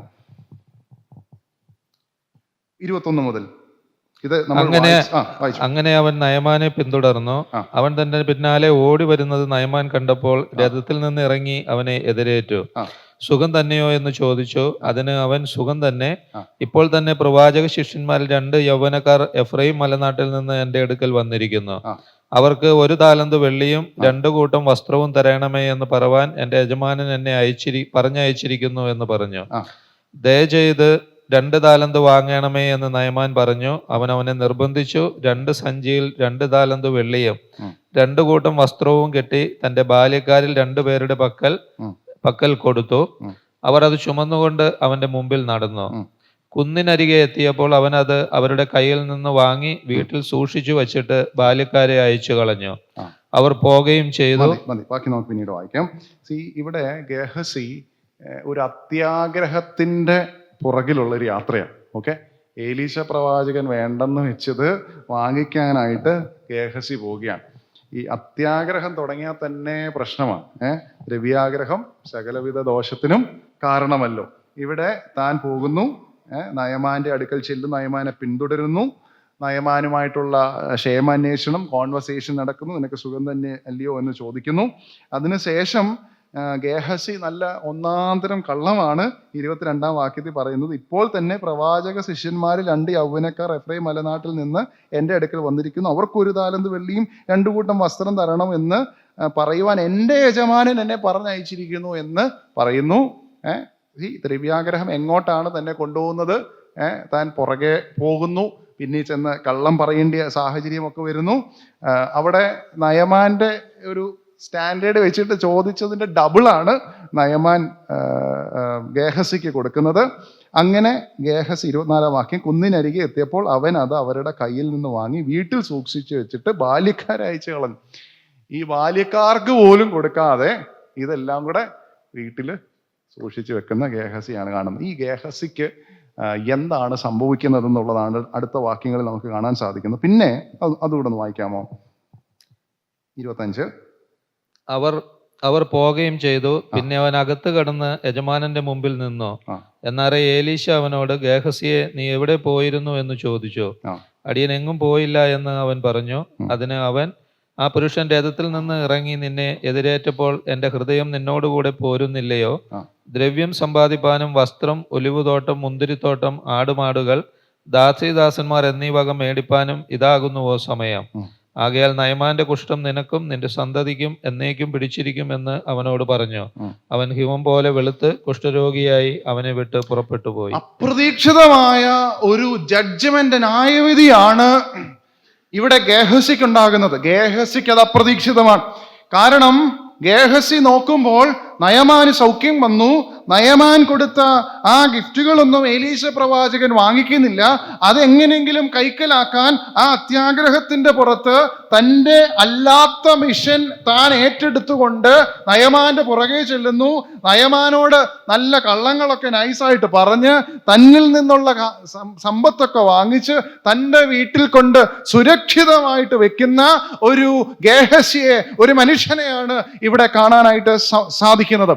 ആ അപ്രതീക്ഷിതം എന്ന് ഗേഹസിക്ക് തോന്നുന്ന ആ ചെയ്ത പ്രവൃത്തി അപ്രതീക്ഷിതമായ ഒരു ന്യായവിധിയിലേക്കാണ് ഗേഹസിയെ നയിക്കുന്നത് എന്നുള്ളതാണ് ഇവിടെ നമ്മളെ പഠിപ്പിക്കുന്ന പാഠം. ഇവിടെ ഗേഹസി എലീശയുടെ അടുക്കൽ ഒന്നും അറിയാത്തവനെ പോലെ വന്ന് നിൽക്കുകയാണ്. നോക്കിക്കേ 25-ാം വാക്യം, പിന്നെ അവൻ അകത്ത് കടന്ന് യജമാന്റെ മുമ്പിൽ നിന്ന്, അപ്പോൾ എലീശ അവനോട്, ഗേഹസിയെ, നീ എവിടെ പോയിരുന്നു എന്ന് ചോദിച്ചു. അടിയൻ എങ്ങും പോയില്ല എന്ന് പറഞ്ഞു. ഞാനത് ആ രംഗം ഒന്ന് ഭാവനയിൽ കാണാൻ ശ്രമിക്കുകയായിരുന്നു. ഒന്നും അറിയാത്തവനെ പോലെ കയ്യും കെട്ടി ബാല്യക്കാരൻ എലീശയുടെ അടുക്ക വന്ന് നിൽക്കുക. അപ്പൊ എലീശ ഒന്നും അറിയാത്തവനെ പോലെ ചോദിക്കുക, നീ എവിടെ പോയിരുന്നു? അറിയാത്തത് കൊണ്ടാണോ ചോദിച്ചേ? അല്ല, പക്ഷെ അറിയാവുന്നത് കൊണ്ട് തന്നെ ചോദിച്ചു, എവിടെ പോയിരുന്നു? അപ്പോ ഗേഹസി പറയാ, ഒന്നും അറിയാത്തവൻ, ഞാൻ എങ്ങും പോയില്ല. നമ്മുടെ മക്കളൊക്കെ ഒരുപക്ഷെ നമ്മളോട് പറയുന്നത്, എവിടെ ആയിരുന്നടാ? നമുക്കറിയാം കളിക്കാൻ പോയിരുന്നതാണെന്നും ഇന്നിടത്തായിരുന്നെന്നും. അവർ വന്നിട്ട് പറയേ, ഞാനെങ്ങും പോയില്ല, ഇവിടെ അടുത്തൊക്കെ ഉണ്ടായിരുന്നു എന്നൊക്കെ നമ്മൾ ചിലപ്പം പറയാറുണ്ട്. ഇത് അതുപോലെ തന്നെ ഗേഹസി പറയാ, ഞാനെങ്ങും പോയില്ല എന്ന് പറയുമ്പോൾ 26-ാം വാക്യം, അതിനവൻ, ആ പുരുഷന്റെ രഥത്തിൽ നിന്ന് ഇറങ്ങി നിന്നെ എതിരേറ്റപ്പോൾ എൻ്റെ ഹൃദയം നിന്നോട് കൂടെ പോന്നിരുന്നില്ലയോ? എന്നിട്ട് ദ്രവ്യം സമ്പാദിക്കാനും ഇതാകുന്നു സമയം എന്ന് പറഞ്ഞാൽ ഏലീശയുടെ ജ്ഞാനത്തിൽ ഗേഹസി ചെയ്തതെല്ലാം എലീശ പ്രവാചകൻ മനസ്സിലാക്കിയിരുന്നു. പക്ഷെ ഇതൊന്നും മനസ്സിലാക്കാതെ ഗേഹസി എലീശയുടെ മുമ്പിൽ ചെന്ന് നിന്നുകൊണ്ട് ഒന്നും അറിയാത്തവനെ പോലെ നിൽക്കുകയാണ്. ഇതിൽ നിന്ന് ഞാൻ പഠിച്ച ഒരു പാഠമുണ്ട്, എന്നെ ചിന്തിപ്പിച്ച ഒരു ചിന്തയുണ്ട്. നമ്മൾ പലപ്പോഴും ദൈവത്തിന്റെ സന്നിധി വന്നിട്ട് ഒന്നും അറിയാത്തവരെ പോലെ നിൽക്കാറുണ്ട്. ദൈവത്തിന്റെ പല ചോദ്യങ്ങൾക്കും ഉത്തരം കൊടുക്കാൻ കഴിയാതെ നാം നിൽക്കാറുണ്ട്. ഉൽപ്പത്തി പുസ്തകത്തിൽ ആദ്യത്തെ ഒരു ചോദ്യമുണ്ട്. ദൈവം ആദാമിനോടും ഹവ്വയോടും ചോദിക്കുന്ന ഒരു ചോദ്യമുണ്ട്, ആദാമേ, നീ എവിടെയാകുന്നു? പലപ്പോഴും ഈ ചോദ്യം ദൈവസന്നിധിയിലേക്ക് വരുമ്പോൾ, ദൈവത്തിന്റെ അടുക്കിലേക്ക് വരുമ്പോൾ, ദൈവസഭയിലേക്ക് വരുമ്പോൾ ദൈവം ചോദിക്കുന്ന ഒരു ചോദ്യമുണ്ട്, നീ എവിടെയായിരുന്നു? നീ കഴിഞ്ഞ ഒരാഴ്ച എവിടെയായിരുന്നു? കഴിഞ്ഞ ദിവസങ്ങൾ എവിടെയായിരുന്നു? നിന്റെ യാത്രകൾ എവിടെയായിരുന്നു? നിന്റെ സ്ഥലങ്ങൾ എവിടെയായിരുന്നു? നീ ഇരുന്നിടം എവിടെയായിരുന്നു? നീ ചെയ്തത് എന്തായിരുന്നു? എന്നുള്ള വലിയ ചോദ്യം ചോദിക്കുമ്പോൾ നമ്മൾ പലതും പറയും, അയ്യോ ഞാൻ പാപം ഒന്നും ചെയ്തിട്ടില്ല. പക്ഷെ എല്ലാം അറിയാവുന്ന ഒരു ദൈവമുണ്ട്. ദൈവത്തിന്റെ മുമ്പിൽ എല്ലാം നഗ്നവും മലർന്നതുമായി കിടക്കുന്നു. ദൈവത്തിന്റെ മുമ്പിൽ ഒന്നും ഹൈഡ് ചെയ്യാനായിട്ട് സാധിക്കത്തില്ല. തൻ്റെ പ്രവൃത്തി കൊണ്ട് ഏലീശ ചോദിക്കുന്ന ഒരു ചോദ്യമുണ്ട്. ഈ ദ്രവ്യം സമ്പാദിക്കാനും വസ്ത്രവും ഒലിവ് തോട്ടവും മുന്തിരിത്തോട്ടവും ആടുമാടുകളും ദാസീദാസന്മാരും എന്നിവയൊക്കെ മേടിക്കാനും ഇതാകുന്നുവോ സമയം? ഇതാകുന്നുവോ സമയം എന്ന് പറഞ്ഞാൽ ഏലീശ ഒരു വലിയ മിഷനിലാണ് അവിടെ. താൻ ഒരു ദൈവമുണ്ടെന്ന് നയമാനെ അറിയിച്ചു കൊടുത്ത ഒരു വലിയ മിഷൻ കംപ്ലീറ്റ് ആക്കിയിട്ട് ഇരിക്കുകയാ. അതോർത്ത് ദൈവത്തിന് സ്തോത്രമൊക്കെ ചെയ്ത് ഒരു പക്ഷെ ഇരിക്കുകയായിരിക്കും. അന്നേരം തന്റെ സ്വന്തം ബാല്യക്കാരൻ ഇതൊന്നും മനസ്സിലാക്കാതെ താൻ ആ അത്യാഗ്രഹത്തിന്റെ പുറകെ ഓടുകയും കള്ളം പറയുകയും തെറ്റായ കാര്യങ്ങൾ ചെയ്യുകയും ചെയ്തിട്ട് ഏലീശ പ്രവാചകന്റെ മുമ്പിൽ നിൽക്കുന്നത്. തനിക്കവിടെ വെള്ളിയും പൊന്നും ഒന്നും അല്ലായിരുന്നു വിഷയം. എങ്ങനെയെങ്കിലും മറ്റ് രാജ്യത്തിലെ ആ വ്യക്തിക്ക് സൗഖ്യമുണ്ടാകണം, ദൈവം ആരാണെന്ന് അറിയണം. പക്ഷേ ഗേഹസിയുടെ ബിസിനസ് വേറെയായിരുന്നു. എലീശയുടെ ബിസിനസ് എന്തായിരുന്നു? കർത്താവിനെ കാണിച്ചു കൊടുക്കണം. ഗേഹസിയുടെ ബിസിനസ് എന്തായിരുന്നു? പണം ഉണ്ടാക്കണം. പ്രിയമുള്ളവരെ, ദൈവത്തിൻ്റെ ആത്മാവ് നമ്മളോട് ചോദിക്കുന്ന ഒരു ചോദ്യമുണ്ട്. ഇതാകുന്നോ സമയം? ഈ ഭൂമിയിൽ ജീവിക്കാൻ ആവശ്യമായിട്ടുള്ളത് നേടാനും കരുതാനും അധ്വാനിക്കാനും നമുക്ക് ഉത്തരവാദിത്വമുണ്ട്. പക്ഷേ ദൈവത്തെ മറന്ന് ജീവിക്കാൻ ഇതാകുന്നോ സമയം? ദൈവത്തിന് രണ്ടാം സ്ഥാനം കൊടുത്തിട്ട് നമ്മുടേതായ കാര്യങ്ങളിൽ പോകുവാൻ ഇതാകുന്നോ സമയം? നമ്മൾ വളരെ തിരക്കുള്ളവരാണ്. പലപ്പോഴും നമ്മുടെ ജീവിത സാഹചര്യങ്ങൾ നമ്മളെ കൂടുതൽ തിരക്കുള്ളവരാക്കി മാറ്റുന്നു. പക്ഷേ ദൈവത്തിന്റെ അടുത്തിരിക്കുവാൻ, ദൈവത്തോടൊന്ന് സംസാരിക്കാൻ, ദൈവത്തിൽ നിന്ന് കേൾക്കുവാൻ, ദൈവീക കൂട്ടായ്മ അനുഭവിക്കുവാൻ, ദൈവജനത്തോടുള്ള കൂട്ടായ്മ അനുഭവിക്കുവാൻ പലപ്പോഴും സാധിക്കാതെ ഇരിക്കുമ്പോൾ ദൈവം ചോദിക്കുന്ന ഒരു ചോദ്യമുണ്ട്. ഇതാണോ സമയം? നമ്മളെല്ലാം വിശ്വസിക്കുന്ന ഒരു കാര്യമുണ്ട്. കർത്താവ് വരാൻ സമയമായി. ഇത് തിയോളജി ആയിട്ട് നമുക്കറിയാം. പക്ഷെ എത്രമാത്രം നമ്മളത് എടുക്കുന്നുണ്ട്, നമ്മളിലേക്ക് എടുക്കുന്നുണ്ട്. കർത്താവിൻ്റെ വരവ് നമ്മളെ ഭാരപ്പെടുത്തുന്നുണ്ടെങ്കിൽ ഈ ചോദ്യം നമ്മളോട് ചോദിക്കും. ഇതാണോ സമയം? വെറുതെ ഇരിക്കാൻ ഇതാണോ സമയം? എൻ്റെതായ ഇഷ്ടങ്ങളുടെ പുറകെ പോകാൻ ഇതാണോ സമയം? സമയം തക്കത്തിൽ ഉപയോഗിക്കണമെന്നാണ് എഫേസ്യ ലേഖനത്തിൽ നമ്മൾ വായിക്കുന്നത്. സമയം തക്കത്തിൽ ഉപയോഗിക്കാനായിട്ട് സാധിക്കുന്നുണ്ടോ? ഇനിയും താൻ ഇങ്ങനെ ഇതിൻ്റെ പുറകെ പോയതുകൊണ്ട് തൻ്റെ ജീവിതത്തിൽ എന്താ സംഭവിക്കുന്നത്? ആകയാൽ നയമാന്റെ കുഷ്ഠം നിനക്കും നിന്റെ സന്തതിക്കും എന്നേക്കും പിടിച്ചിരിക്കും എന്ന് അവനോട് പറഞ്ഞു. അവൻ ഹിമം പോലെ വെളുത്തു, കുഷ്ഠരോഗിയായി അവനെ വിട്ട് പുറപ്പെട്ടു പോയി. എന്നെ ഇവിടെ ചിന്തിപ്പിച്ചൊരു കാര്യമുണ്ട്. 5-ാം അധ്യായം ആരംഭിക്കുമ്പോൾ നയമാന്റെ കുഷ്ഠം പറഞ്ഞ് ആരംഭിക്കുന്നത്, ശരിയല്ലേ? പക്ഷെ 5-ാം അധ്യായം അവസാനിക്കുമ്പോൾ ആരുടെ കുഷ്ഠം പറഞ്ഞാ നിർത്തുന്നത്? ഗേഹസിയുടെ കുഷ്ഠം പറഞ്ഞ.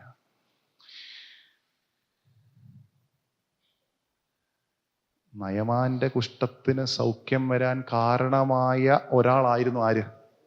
ഗേഹസി. ഞാൻ വിശ്വസിക്കുന്നത് എലീശ പ്രവാചകന്റെ വീടിന്റെ മുമ്പിൽ വന്ന് നയമാൻ നിന്നപ്പോൾ ഇറങ്ങി വന്നത് ആരായിരിക്കും? ഗേഹസിയ. പ്രവാചകൻ പറഞ്ഞത്, അരുളപ്പാട് അറിയിച്ചത് ഗേഹസിയ. ദൈവം കൊടുത്ത സൗഖ്യം ഗേഹസി കണ്ടതാണ്. നയമാൻ ഇതുപോലെ വേറെ ഒരു ദൈവമില്ല എന്നുള്ള കൺവിക്ഷനിലേക്ക്, ബോധ്യത്തിലേക്ക് എത്തിയത് നയമാൻ കണ്ടതാ. ഗേഹസി കണ്ടതാ. പക്ഷേ ഗേഹസിയുടെ അത്യാഗ്രഹം ദൈവ വഴി വിട്ട് യാത്ര ചെയ്തതിൻ്റെ അവസാനം തനിക്ക് അപ്രതീക്ഷിതമായിരുന്നെങ്കിലും ദൈവം അയച്ച ന്യായവിധിയായിരുന്നു അത്. പ്രിയമുള്ളവരെ, നമ്മുടെ ജീവിതത്തിൽ നാം ദൈവീക കാര്യങ്ങളെ നിസ്സാരമായിട്ട് കാണുമ്പോൾ അത് നമ്മുടേതായിരിക്കുന്ന വഴികളിലൂടെ വളച്ചൊടിച്ചു കൊണ്ടുപോകുമ്പോൾ ദൈവം നമ്മളെ ബാലശിക്ഷ നൽകി ദൈവം തിരിച്ചു കൊണ്ടുവരാൻ ആഗ്രഹിക്കും, അല്ലെങ്കിൽ സ്നേഹിക്കുന്ന ഒരു പിതാവ് ചെയ്യും. അത് നമുക്ക് പലപ്പോഴും അത് അപ്രതീക്ഷിതമായിരിക്കും. അപ്രതീക്ഷിതമായ അടിയായിട്ട് നമുക്ക് ഈ 5-ാം അധ്യായം ആരംഭിച്ചതുപോലെയല്ല 5-ാം അധ്യായം അവസാനിക്കുന്നത്. ഞാൻ പലപ്പോഴും ഇങ്ങനെ ചിന്തിച്ചിട്ടുണ്ട്. ദൈവമേ, ഞങ്ങളുടെ കമ്മ്യൂണിറ്റിയെ, ഞങ്ങളുടെ സഭകളെ അനേകം പേരുടെ കുഷ്ഠം മാറ്റാൻ ഉപയോഗിച്ചിട്ടുണ്ട്. അനേകം പാപികളെ മാനസാന്തരത്തിലേക്ക് നയിക്കാൻ ഉപയോഗിച്ചിട്ടുണ്ട്. അനേക ഭക്തന്മാരുടെ ചരിത്രം ഞങ്ങൾക്കുണ്ട്. അനേകര് കർത്താവിനെ അറിഞ്ഞു. അനേകര് പറഞ്ഞു ഇതാ സത്യദൈവം. അതിനുവേണ്ടി ദൈവം നമ്മുടെ സഭകളെ, നമ്മുടെ ചരിത്രങ്ങളെയൊക്കെ ഉപയോഗിച്ചിട്ടുണ്ട്. പക്ഷേ നമ്മുടെ ചരിത്രം ഇന്ന് വന്ന് നിൽക്കുമ്പോൾ സൗഖ്യം കൊടുത്ത നമ്മളിൽ ചില കുഷ്ഠങ്ങളൊക്കെ കാണുന്നില്ലേ? ഈ നമ്മുടെ ചരിത്രം അവസാനിക്കുകയാണെങ്കിൽ, ഇന്ന് അവസാനിക്കുകയാണെങ്കിൽ, പലപ്പോഴും പല കുഷ്ഠങ്ങൾ, പല പാപങ്ങൾ നമ്മുടെ തലമുറകളിലൊക്കെ ഇങ്ങനെ വ്യാപിക്കുന്നത് ഒന്ന് കാണാൻ സാധിക്കുന്നില്ലേ? എന്നെ വളരെ ഭാരപ്പെടുത്തുന്ന, എന്നെ വളരെ സങ്കടപ്പെടുത്തുന്ന ഒരു വിഷയമാണ്. കർത്താവെ, അനേകരുടെ കുഷ്ഠം മാറ്റാൻ കർത്താവ് ഞങ്ങളെയൊക്കെ ഉപയോഗിച്ചു, അല്ലെങ്കിൽ ഞങ്ങളുടെ പിതാക്കന്മാരെയൊക്കെ ഉപയോഗിച്ചു. പക്ഷെ ഞങ്ങളുടെ കാലം വന്നപ്പോഴത്തേന് ഈ കുഷ്ഠമൊക്കെ ഞങ്ങളിൽ തന്നെയാണല്ലോ ഉള്ളത്. ഞങ്ങളുടെ അകത്ത് തന്നെയാണല്ലോ ഇതൊക്കെ ഉള്ളത്. ഞങ്ങളുടെ മക്കളിലൊക്കെ തന്നെയാണല്ലോ ഇതുള്ളത്. ഞങ്ങളുടെ തലമുറകളിലാണല്ലോ ഇതുള്ളത്. നമ്മുടെ മക്കളിലേക്ക് കൈമാറാൻ ഒരു സന്ദേശം നമുക്ക് വേണം. നമുക്ക് ലഭിച്ച ഒരു പാപസൗഖ്യം അത് നമ്മുടെ മക്കളിലേക്ക് നമുക്ക് പകർന്നു കൊടുക്കാൻ സാധിക്കണം. നമ്മൾ അവർക്ക് വേണ്ടി പ്രാർത്ഥിക്കുമ്പോൾ വെള്ളിയും പൊന്നുമല്ല നമുക്ക് അവർക്ക് വേണ്ടി പ്രാർത്ഥിക്കാനുള്ളത്. മറിച്ച് പത്രോസും യോഹന്നാനും ഒക്കെ പറഞ്ഞ പോലെ, ഞങ്ങളെ നോക്ക്, നസ്രായനായ യേശുവിനെ ഞാൻ നിങ്ങൾക്ക് തരാം എന്ന് പറഞ്ഞ പോലെ നമ്മുടെ മക്കളിലേക്ക്, തലമുറകളിലേക്ക് നമുക്ക് പകർന്നു കൊടുക്കേണ്ടുന്ന ഏറ്റവും വലിയ വിഷയം എന്ന് പറയുന്നത് ഈ സുവിശേഷമാണ്. അത് നമ്മുടെ മക്കളിലേക്ക് നമുക്ക് കൊടുക്കാനായിട്ട് സാധിക്കണം. പലപ്പോഴും അത്യാഗ്രഹങ്ങളുടെ പുറകെ പോകുന്ന നമ്മുടെ തലമുറകൾ, അല്ലെങ്കിൽ പാപത്തിന്റെ പുറകെ യാത്ര ചെയ്യുന്ന നമ്മുടെ തലമുറകൾ, ലോകത്തിന്റെ മോഹങ്ങൾക്ക് പുറകെ യാത്ര ചെയ്യുന്ന നമ്മുടെ തലമുറകൾ, പലപ്പോഴും ആ പാപമാകുന്ന കുഷ്ഠമൊക്കെ കണ്ട് നമുക്ക് മുന്നോട്ട് യാത്ര ചെയ്യാൻ കഴിയാതെ ദുഃഖിച്ചിരിക്കുന്ന ഒരവസ്ഥ പലപ്പോഴും നമ്മുടെയൊക്കെ സമൂഹങ്ങളിൽ ഇന്ന് കാണുന്നില്ലേ? നമ്മുടെ അസറ്റ് എന്ന് പറയുന്നത് നമ്മുടെ മക്കളാണ്. കർത്താവിനെ സ്നേഹിക്കുന്ന മക്കളാണ്. ഞങ്ങൾ പ്രവർത്തിക്കുന്ന കോയമ്പത്തൂരാണല്ലോ. അവിടെ കർത്താവിൻ്റെ വേലയ്ക്ക് വേണ്ടി വന്നൊരു മിഷണറി ഉണ്ട്, ഹാൻലി ബേർഡ്. 1888 അദ്ദേഹം അവിടെ വന്നത്. എനിക്ക് 5 മക്കളായിരുന്നു ഉണ്ടായിരുന്നത്. 2 പേര് ആഫ്രിക്കയിൽ മിഷണറിമാരായി പോയി, 2 പേര് ചൈനയിൽ മിഷണറിമാരായി പോയി, ഒരാൾ ഇന്ത്യയിൽ കോയമ്പത്തൂര് മിഷണറി ആയിട്ട് വന്നു. 5 പേരും മിഷണറിമാരായിട്ട് പല രാജ്യങ്ങളിലേക്ക്. അതായിരുന്നു അവരുടെ അസറ്റ്. ദൈവത്തെ സ്നേഹിക്കുന്ന, ദൈവരാജ്യത്തിന്റെ കെട്ടുപണിക്ക് വേണ്ടി ഉപയോഗപ്പെടുന്ന എലീശ പ്രവാചകനെ പോലെയുള്ള ആ വലിയ ബിസിനസ് ചെയ്യുന്ന മക്കളും തലമുറകളും ഒക്കെ ഉണ്ടാകാൻ നമുക്ക് പ്രാർത്ഥിക്കാം. പലപ്പോഴും ഇന്ന് ഗേഹസിയെ പോലെ സമ്പത്തിന്റെ പുറകെ പോകുന്ന, ലോകത്തിന്റെ പുറകെ പോകുന്ന, പാപത്തിന്റെ പുറകെ പോകുന്ന അനേക വ്യക്തികളെയാണ് നമ്മുടെ മുമ്പിൽ കാണാൻ സാധിക്കുന്നത്. പ്രിയമുള്ളവരെ, നമ്മുടെ പ്രാർത്ഥനകളും നമ്മുടെ പ്രവർത്തനങ്ങളും നമ്മുടെ ഇടപെടലുകളും എല്ലാം നമ്മളും നമ്മുടെ മക്കളും ഒക്കെ കർത്താവിലേക്ക് ആ ക്രൂശിന്റെ വഴിയെ യാത്ര ചെയ്യുന്നവരായി തീരാൻ കർത്താവ് നമ്മളെ സഹായിക്കുമാറാകട്ടെ. അപ്രതീക്ഷിതമായ സംഭവങ്ങൾ നടക്കും. ഞാൻ എൻ്റെ വാക്കിലൂടെ ചുരുക്കുക. ഈ അപ്രതീക്ഷിതമായ സംഭവങ്ങളിലൂടെ എല്ലാം നമുക്ക് ദൈവത്തിലേക്ക് വിരൽ ചൂണ്ടുവാൻ ഒരു ദൈവമുണ്ട്. പരമാധികാരിയായ ഒരു ദൈവമുണ്ട്. സർവത്തെയും സൃഷ്ടിച്ച് നിയന്ത്രിക്കുന്ന ഒരു ദൈവമുണ്ട്. ആ ദൈവത്തെ അനുഭവിക്കാനും ആ ദൈവത്തെ മറ്റുള്ളവരിലേക്ക് പരിചയപ്പെടുത്തി കൊടുക്കാനും ഇടയാകണം. അതിന് നമ്മുടെ ജീവിതത്തിലെ അനുഭവങ്ങൾ കാരണമായി തീരണം എന്ന് ഞാൻ പ്രാർത്ഥിക്കുക. 3 സംഭവങ്ങളാണ് നമ്മളിവിടെ കണ്ടത്. 3ഉം അപ്രതീക്ഷിതങ്ങളായിരുന്നു. പക്ഷേ ദൈവത്തിന് അത് ദൈവത്തിൻ്റെ പദ്ധതിയിലുള്ളതായിരുന്നു. എൻ്റെയും നിങ്ങളുടെയും ഒക്കെ ജീവിതത്തിൽ എത്രത്തോളം അപ്രതീക്ഷിത സംഭവങ്ങളെ കൺവേർട്ട് ചെയ്യാൻ പറ്റുന്നുണ്ട് എന്നുള്ളത് നാം ഒന്ന് ശ്രദ്ധിക്കുക. നമ്മുടെ ജീവിതം എന്ന ചിത്രം എന്നാണ് വരച്ച് തീരുന്നതെന്ന് അറിയത്തില്ല. ഇന്നല്ലെങ്കിൽ നാളെ നമ്മളൊക്കെ ഇവിടെ നിന്ന് വിട പറയേണ്ടി വരാം. ഞാൻ ഇങ്ങനെ ചിന്തിക്കുമായിരുന്നു, സ്വർഗത്തിൽ ചെല്ലുമ്പോൾ നമ്മുടെ ചിത്രത്തിൻ്റെ പൂർണ്ണ രൂപം നമുക്ക് കാണാനായിട്ട് കഴിയും. അവിടെ ചെല്ലുമ്പോൾ തീർച്ചയായിട്ടും പറയാൻ സാധിക്കും എത്ര സൗന്ദര്യത്തോടുകൂടിയാണ് കർത്താവിൻ്റെ ചിത്രം വരച്ചത്.